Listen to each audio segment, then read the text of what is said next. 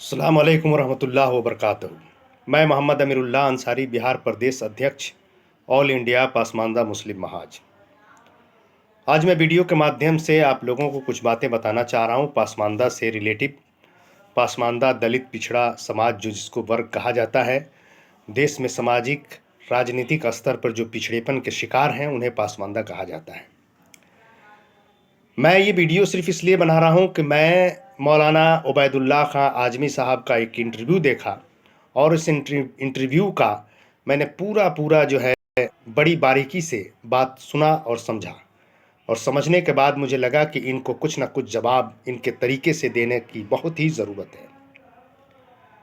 मैं सबसे पहले कड़ी शब्दों में उनके उस बयान का निंदा करता हूँ जिसमें उन्होंने कहा कि पासमानदा जो है आरएसएस की बनाई हुई एक संगठन है, आरएसएस की विचारधारा को चलाने वाला एक मुसलमानों को बांटने का एक प्रोपगंडा है।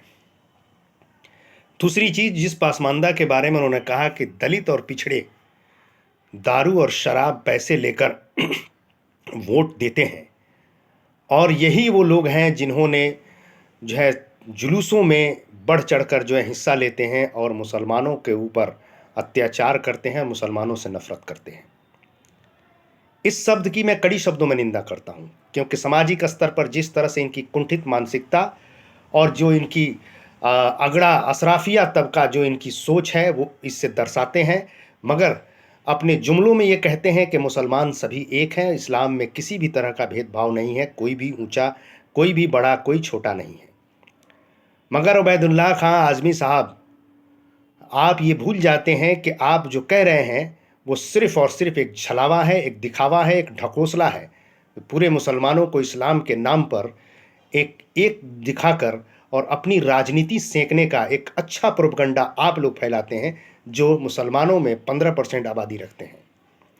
और यही 15% आबादी जिस पासमानदा मुसलमानों को जो 85% है, उस पसमानदा मुसलमानों को नीच, अर्जाल और छोटे स्तर पे देखते हैं, और उन्हें नीच निगाहों से देखने के बावजूद अपने आप को अशराफ साबित करते हैं और फिर भी उनको गाली देते हैं। और उन्हीं के बदौलत सदन में, आप राज्यसभा में या सदन में कहीं भी पॉलिटिक्स में आप अगर जाते हैं तो इन्हीं के बदौलत जाते हैं, इन्हीं के वोट के बदौलत आपको राज्यसभा में चुना जाता है, इन्हीं के वोट के बदौलत आपको विधायक, सांसद या और दिगर राजनीतिक प्लेटफॉर्म पर आप जाते हैं। क्योंकि दिगर जितनी राजनीतिक पार्टियां हैं वो जनसंख्या देखती है और संख्या के आधार पर आपको मुसलमान होने का एक तमगा देती है।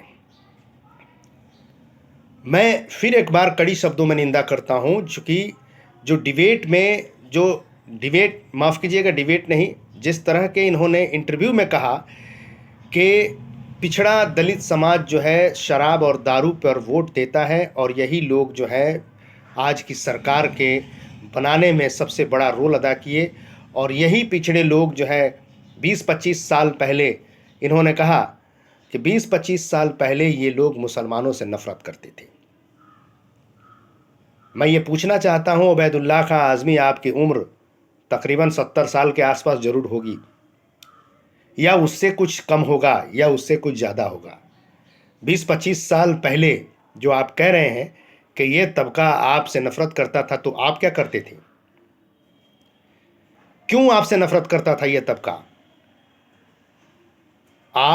आप जो है मीडिया के सामने अपना जो है उल्लू सीधा कर रहे हैं, अपने आप को अच्छा साबित कर रहे हैं और अपने आप को मुसलमान भी कह रहे हैं, और आप जो है मुसलमानों का मसीहा भी बनते हैं, और फिर आप कह रहे हैं कि ये तबका जो है पिछड़ा दलित तबका जो है मुसलमानों से नफरत करता था। तो इसका जिम्मेदार कौन था? कौन वो लोग थे? वो आप थे। आप ही ऐसे लोग हैं जो मौलाना के रूप में भेष बदलकर, दाढ़ी टोपी लगाकर जिस तरह से मुसलमानों के बीच में नफरत का पैगाम भेजते, मदरसों से और मस्जिदों से जिस तरह से आप लोग तकरीर कर करके, दरवाज़ों पर जलसों के नाम पर तकरीर करके जिस तरह से भेदभाव आप लोगों ने किया, आपको लोग नफरत के निगाह से नहीं देखेगा तो कैसे निगाह, किस निगाह से देखेगा? आपसे कोई मोहब्बत नहीं करेगा, क्योंकि आपने उस समाज को भी अछूत समझा। आप भी उसके दर्जे पर नहीं जाएंगे, आप भी उसके बनाए हुए चीज़ों को नहीं खाएंगे, उसके हाथों से एक गिलास पानी तक नहीं पिएंगे, क्योंकि आपका ईमान कमज़ोर हो जाएगा। ऐसे ही झूठे प्रोपगंडे आप लोगों ने फैलाया है। जबकि इस्लाम जो कहता है, इस्लाम में जो नबी कहते हैं, उस नबी के पैगाम तो सिर्फ आप लोगों के ज़ुबानों पर, सिर्फ टीवी डिबेट में नज़र आता है, सिर्फ इंटरव्यू में नज़र आता है। जब तक आप कोई कामयाबी नहीं हासिल किए हैं, तब तक आप इस्लाम और मुसलमान का ढकोसला रचते हैं और कहते, बड़ी बारीकी से आप ये पुरानी ढर्रे पर चले आ रहे हैं। आप कहते हैं कि मुसलमानों में कोई भेदभाव नहीं है, चूँकि मस्जिद में नमाज पढ़ता है तो एक अंसारी, एक सैयद के पीछे, या सैयद जो है अंसारी के पीछे नमाज पढ़ लेता है। बड़ी बेशर्म आप हैं, आपको शर्म आनी चाहिए। आप जिस तरह से बात कर रहे हैं कि कोई बंटवारा नहीं है और कोई भेदभाव नहीं है, तो फिर ये सैयद कहाँ से आ गया? ये किस बुनियाद पर आपने कहा कि एक सैयद जो है अंसारी के पीछे नमाज पढ़ता है? तो फिर अंसारी कहाँ से आया और सैयद कहाँ से आया? जब तकवे के एतबार से बड़े और छोटे होने का सबूत दिया गया है, दलील दिया गया है, तो फिर आप ये बात तो खुद आप कह रहे हो। और दूसरी बात आप कह रहे हो कि आरएसएस की बनाई हुई एक जो है चाल है, एक साजिश है, जिसने जो है पासमानदा नाम दे दिया। पासमानदा किसको कहा जाता है, इस बात को पहले आप समझिए कि पासमानदा कहते किसको है। पासमानदा वो चीज़ है जो आप लोगों को दिखा रहे हैं, जो आप लोगों को बता रहे हैं कि पासमानदा आरएसएस का एक बनाया हुआ साजिश है।